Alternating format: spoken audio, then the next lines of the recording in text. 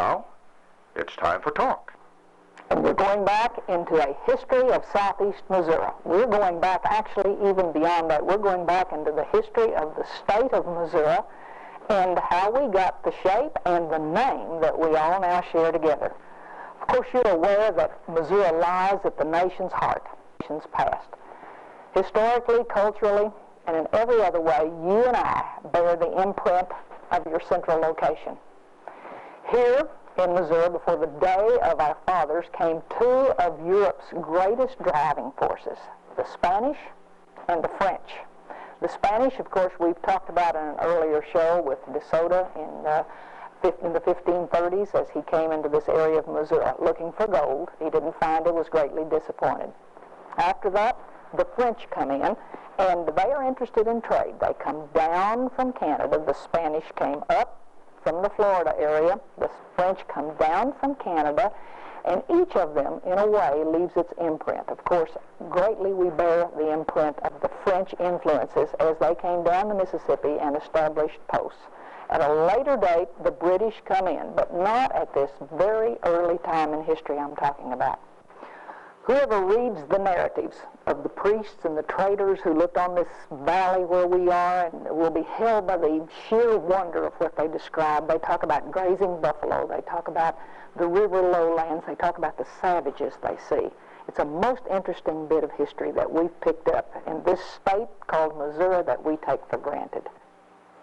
Since 1776, the United States has grown from this little sliver of colonies along the Atlantic coast to a colossus, from a simple agricultural society into the world's most technologically sophisticated civilization.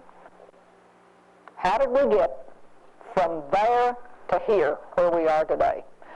Well, a lot of water goes under the bridge between that time and this, but a lot of the water was in shape of the Louisiana Purchase that came in. Of course, as we talked about the Spanish and the French, the Spanish came up from the south, the French came down from the north, the British came in from the west, and guess where they met? They met right at the Mississippi River, right here in what is now Missouri. And a great conflict was inevitable, of course.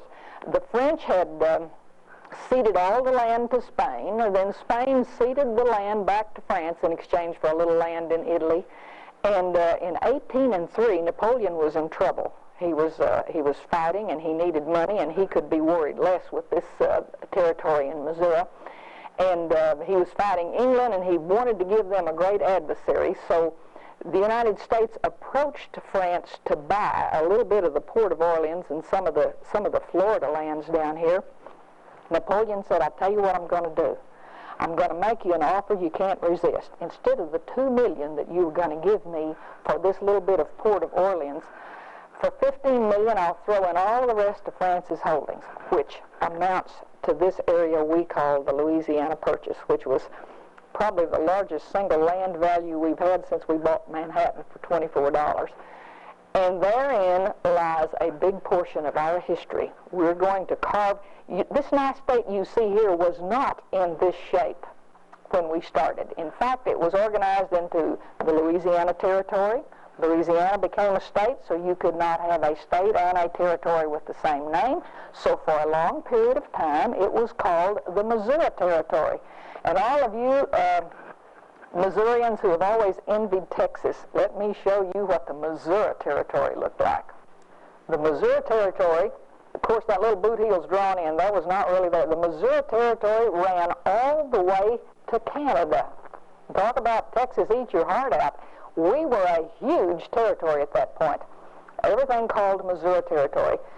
But the state, the people who were interested in being organized into a state got themselves busy, and there were lots of proponents for the size of the state. It didn't just happen into existence. In the first place, a lot of people said, let's make the Missouri River the upper boundary, and let's go farther west, and we'll have a nice little square state down here. Others said, no, we cannot possibly do that. And the first plan that was submitted in the memorial of the citizens of the territory, as they submitted it to the legislature, the first shape was submitted exactly like this. The latitude and longitude 36 degrees and 30 minutes to 40th parallel, had the Mississippi River on the east, had the Osage on the west, and they tried to put the Missouri River right in the middle of the state. Of course, this did not make everyone happy, and the next plan that was submitted was this shape right here. You see, they have drawn in the boot heel again for accommodation. The people of Little Prairie, or Caruthersville, wanted in the state. A lot of the Arkansas people, all the way down to White River, here's Newport, that would have been included in the state. There were 2 tiers of counties along the Kansas border. There were 3 tiers of county on the Iowa border, and everybody wanted to get into this act, into the state that was called Missouri. Well, that had serious drawbacks, because some of the senators said, well, it's already the biggest state in the Union, and we're not about to give them that much territory, so the debate went on and on. That was the way it stood in 1918. The next thing that was finally done, well, this is not even final, but the next thing that was submitted under the Act of 1820, Missouri had this boundary on the map of the United States. Now, you notice the boot heel area here, and thereby hangs a tremendous tale. Why does the southern boundary of Missouri take a sudden turn at the southeast corner and put the counties of Dunklin and Pemiscot into the state of Missouri? You see, here's the natural thing that was first submitted. A line 3630 that came from Virginia across Kentucky and right across Missouri would have been the obvious natural boundary. Due to the efforts of one man who had vast holdings, John Hardeman Walker lived in this area, owned much of Caruthersville.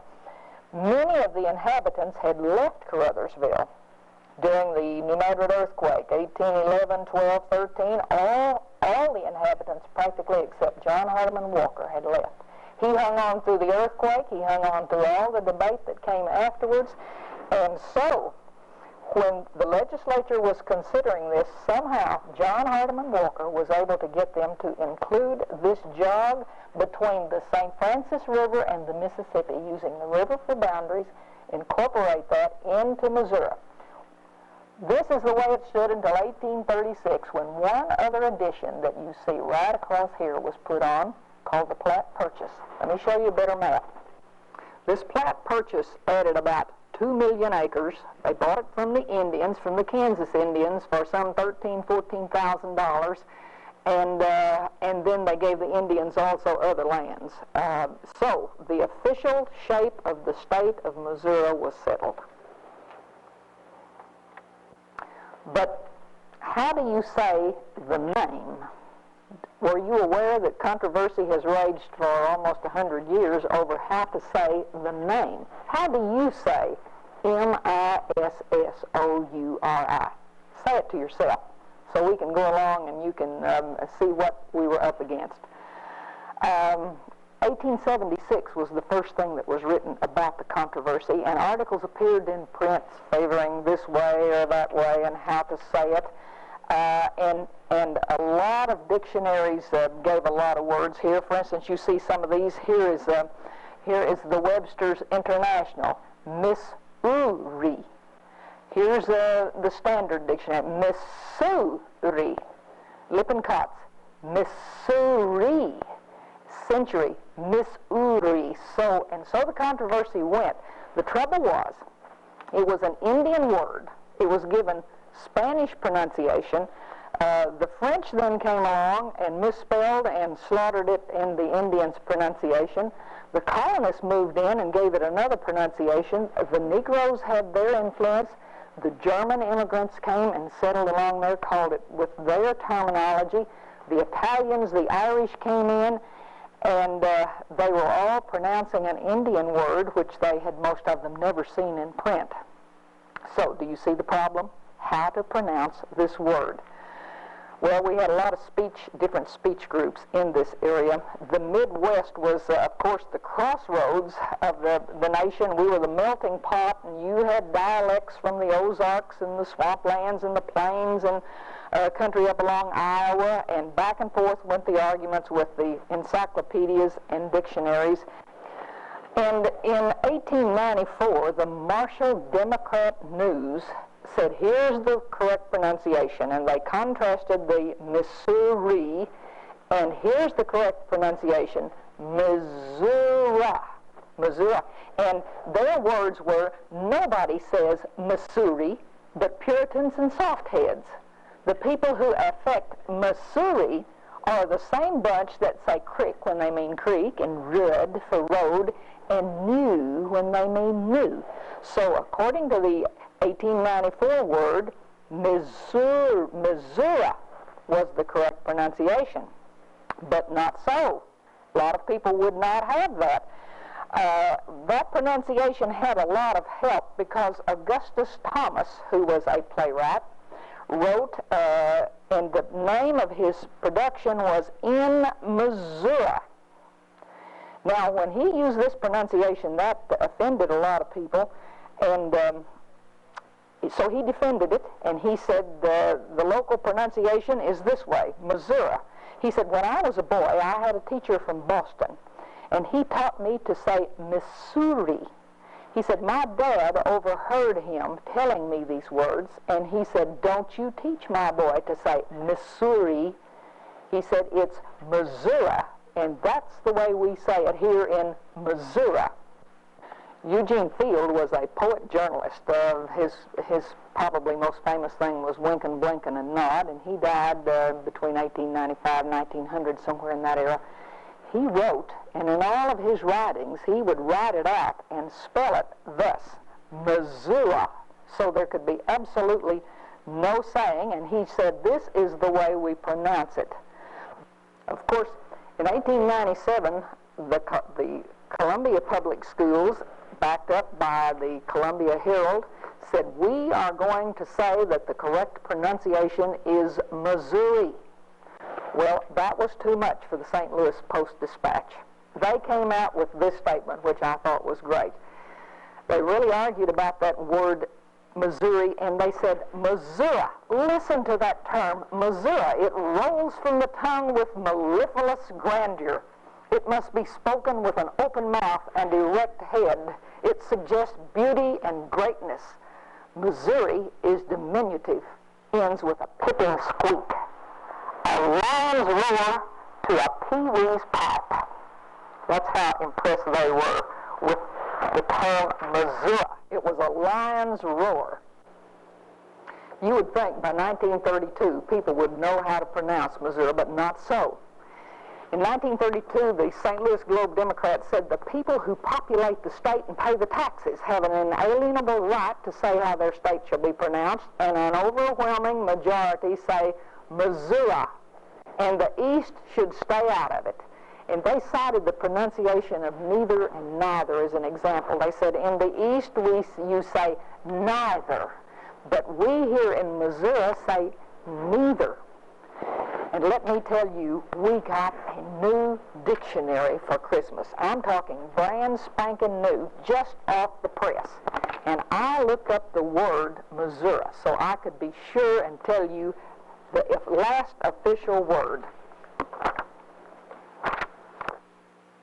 And what is that last official word? Look at this. Missouri. Ah, Missouri. After all of those words from... But then when I look at who published the dictionary, that explains a lot of things. Boston. The Eastern influence, the Boston pronunciation, and as the St. Louis Globe-Democrat said, the East should stay out of it. Those of us who live here and who pay taxes here have a certain inalienable right to say Missouri, and that's what it is. We hope you've enjoyed tonight being with us as we have looked back in history at how the state got its shape and how to pronounce the name. You have been